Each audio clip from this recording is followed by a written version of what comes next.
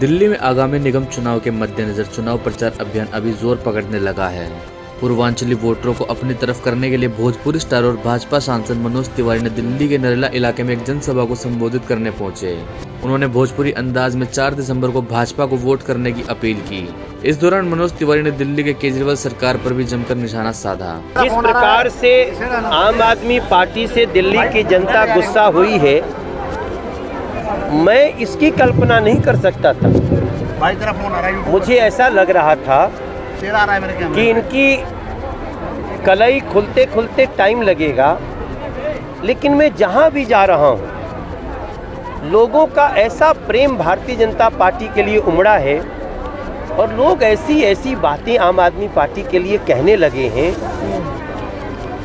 कि मैं अपनी दृष्टि से 160 सभा करने के बाद मैं ये आपको बोल सकता हूं कि जो एमसीडी में जो अरविंद केजरीवाल की एक आशा थी वो टूट गई है।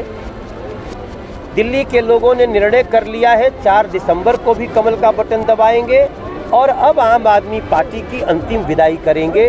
2025 तक कमल का बटन दबाएंगे। सर, दिल्ली के मुख्यमंत्री अरविंद केजरीवाल का कहना है कि अगर निगम में उनकी सरकार आती है तो वो अपने कार्यकर्ताओं समेत लोगों को अयोध्या के दर्शन कराएंगे मुफ्त। देखिए, ये लोग धूर्त लोग हैं। इन्होंने तो ये भी कहा था कि हम श्रवण कुमार हैं और बुजुर्गों का पेंशन रोक दिया।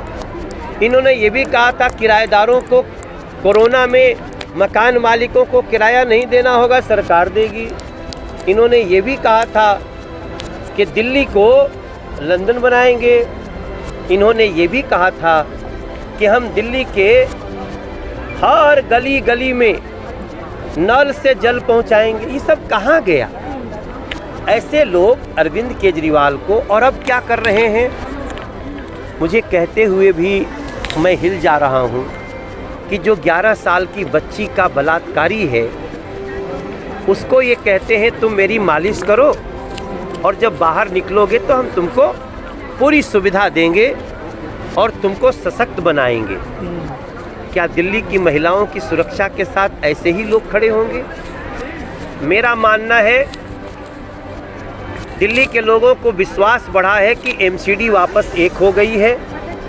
नरेंद्र मोदी के हाथों में दिल्ली रहनी चाहिए और अब ये सिलसिला शुरू होगा 4 दिसंबर से और चलेगा 2025 तक। दिल्ली में जब नरेंद्र मोदी रहते हैं तो उनसे अपनी सेवा क्यों न ली जाए, आज दिल्ली के लोगों के समझ में ये बार बार कह रहे हैं 15 साल से लगातार बीजेपी थी, 15 साल से लगातार बीजेपी थी, लेकिन भ्रष्टाचार जो है वो खत्म नहीं हो पाया था। भाई 15 साल से बीजेपी थी तभी तो भारत वंदना पार्क बना। 15 साल से बीजेपी थी तभी तो अनऑथराइज कॉलोनियों को ऑथराइज कर दिया गया। 15 साल से बीजेपी थी, हमको फंड नहीं मिलता था, इसलिए हमने तीनों एमसीडी को एक करके मेयर को शक्तिशाली बना दिया कि अब मेयर के पास अपना फंड होगा और हमको मुख्यमंत्री के दरवाजे पे नाक नहीं रगड़नी होगी।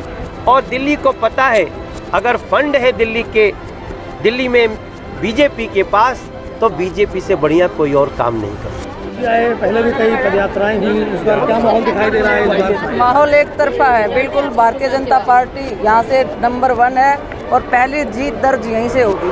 पहला नंबर वार्ड है ये, दिल्ली की शुरुआत यहाँ से होती है एमसीडी की, है जो वार्ड है उनकी। तो किस किस नंबर पे आने वाले हैं आप लोग? नंबर तो अभी आपको 7 तारीख को पता लगेगा, लेकिन हम निगम में अपनी सरकार बना जा रहे हैं, ये आपसे वादा करते हैं। क्या लगता है नरेला की जनता का पूरा समर्थन जो है वो कमल के फूल के साथ है? बिल्कुल एक तरफा है। जो 12 से 17 जो कार्य किया उस काम के आधार पर और नरेंद्र मोदी जी के नाम पर राम मंदिर के निर्माण पर भारतीय जनता पार्टी पर विश्वास किया जा रहा है और यहाँ पर भारतीय जनता पार्टी का कमल खिल के रहेगा।